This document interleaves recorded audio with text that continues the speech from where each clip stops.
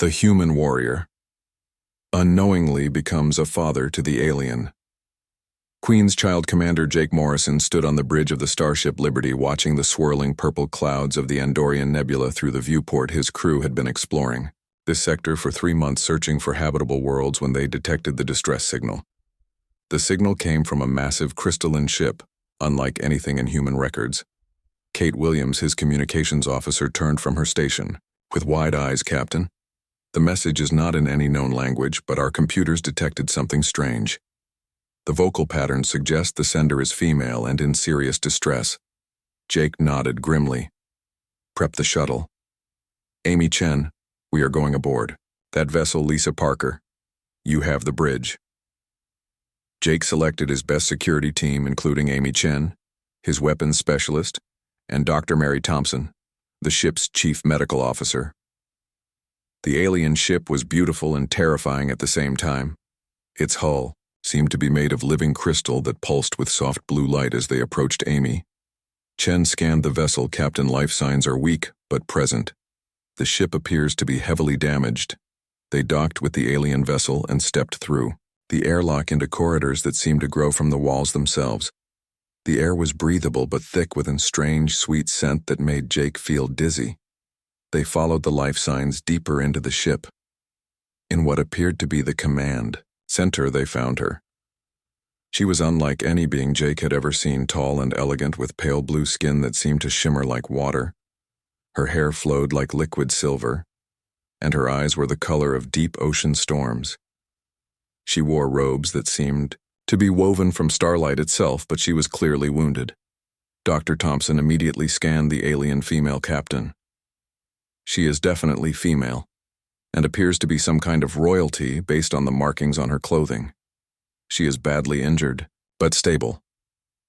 The alien woman opened her eyes and looked directly at Jake. When she spoke, her voice was like music. "Human warrior, you came," she said in perfect English, though her lips barely moved. "I am Queen Zara of the Celestial Empire. My ship was attacked by raiders. I carry something precious, something that must be protected." Jake knelt beside her. "Your Majesty, we are here to help. What do you need us to protect?" Queen Zara reached out and touched Jake's hand the moment their skin made contact. Jake felt a strange electric sensation flow through his body. "My people have a ritual when facing death. We bond with a worthy warrior to ensure our bloodline continues. I sensed your strength, your honor, from across the void." Dr. Thompson looked confused. "Captain, her biology is unlike anything we have studied, but the scanners are detecting some kind of energy transfer between you two." Queen Zara smiled weakly. "Human Jake Morrison, you have been chosen. The bond is complete. Our essence now flows together in ways your science cannot understand." She placed her hand on her stomach, where a soft glow began to emanate in your terms. "You might say you are now a father." Jake staggered backward. "What do you mean, father?" "I don't understand." The Queen explained that her people, the Celestians, could create offspring through a psychic bond with a compatible life form. The child would carry traits from both parents but would be raised according to Celestian customs.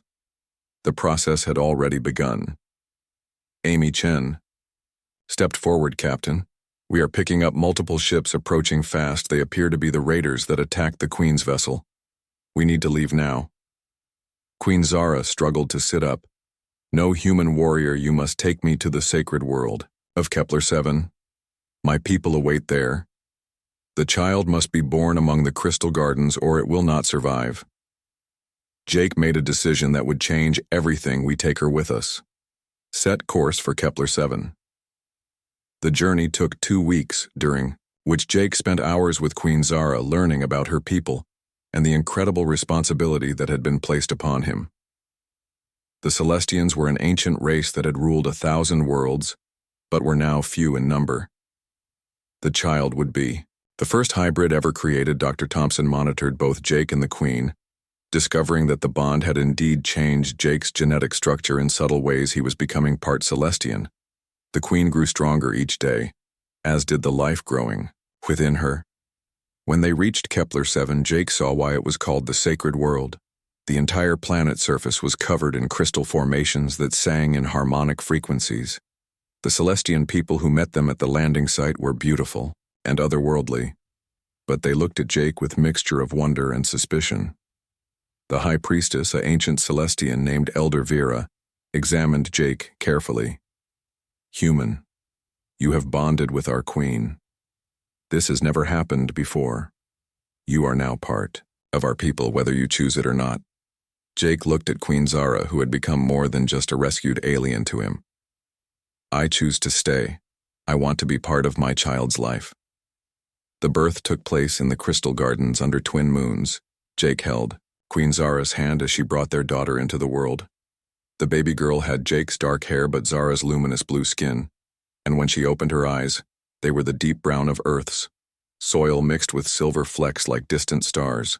Queen Zara named her Luna after Earth's moon. Jake was amazed as he held his daughter, feeling a connection deeper than anything he had ever experienced. Elder Vera spoke solemnly.